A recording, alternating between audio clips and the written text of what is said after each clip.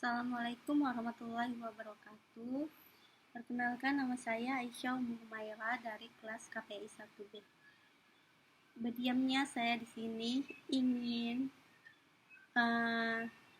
menjelaskan tentang proyek video yang saya pahami, yaitu tentang budaya lokal, yang dimana tugasnya mencari tentang ide, isi, dan amanat yang terkandung dalam video tersebut. Yang pertama-tama, saya ingin menjelaskan tentang budaya lokal, yaitu yang berjudul Fakta Sejarah Suku Dayak Kalimantan, Tanah Pasukan Sakti Mandraguna Penjaga Alam dan Adat di Indonesia. Gagasan atau ide. Orang-orang Dayak sudah sejak lama menghuni Pulau Kalimantan. Dari sebelum kolonial berjokol, eksisnya kerajaan kesultanan pesisir yang dibawa bangsa Melayu sampai ke masa kolonial Belanda hingga Indonesia berbentuk sampai sekarang. Mereka masih ada sampai penghuni terlama dan tertua di Borneo.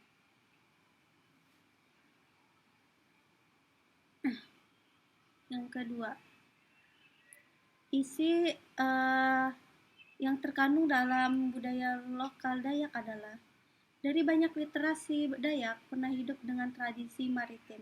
Bisa dilihat dari nama-nama orang Dayak yang memiliki hubungan sungai dan perairan.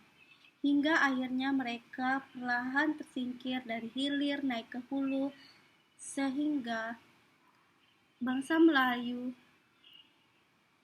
yang memiliki peradaban berbeda. Di lain pihak, mereka menolak menganut kepercayaan yang dipegang kerajaan dan kesultanan Melayu. Keteguhan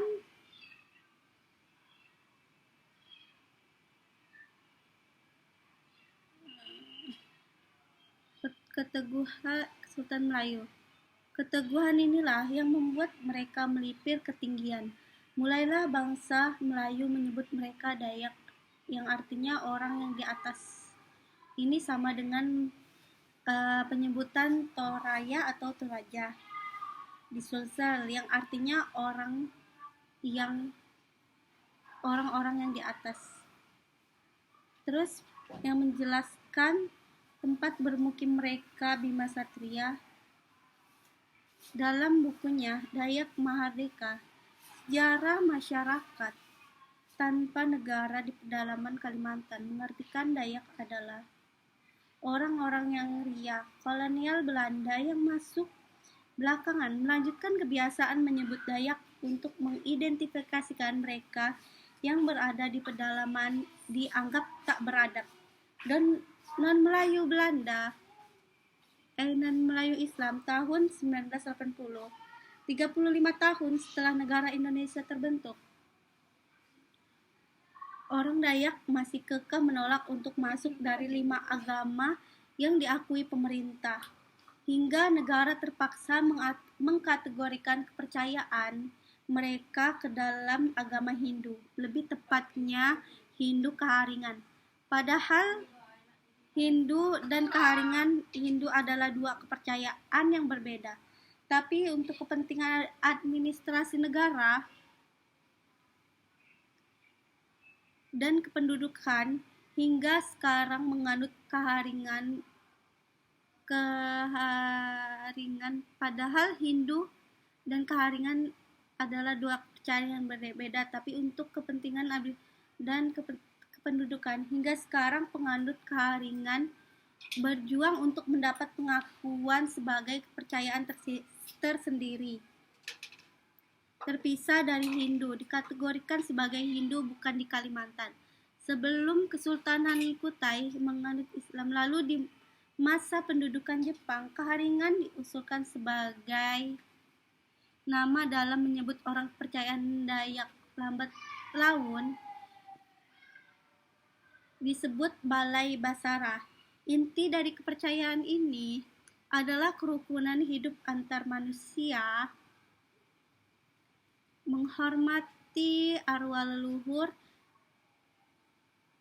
serta manusia dan kosmos atau alam semesta berhubung erat alias tidak bisa dipisahkan. Perubahan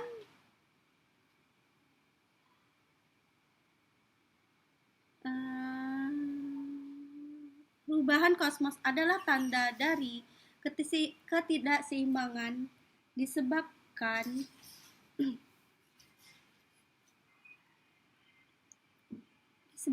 adanya pelanggaran yang dilakukan oleh manusia. Untuk menetralkan dibutuhkannya lah ritual-ritual, dan ritual tertinggi dalam keharingan adalah tiwa, yaitu ritual mengantar arwah ke tempat asalnya bernama Lewu Tatau untuk kembali bersama Rawing, dewa tertinggi dalam kepercayaan keharingan. Seperti Toraja, Dayak juga sangat menghargai kematian dan menjalani kehidupan sebaiknya seperti keharingan sendiri, yakni kehidupan, karena manusia tidak bisa dilepaskan dari hubungan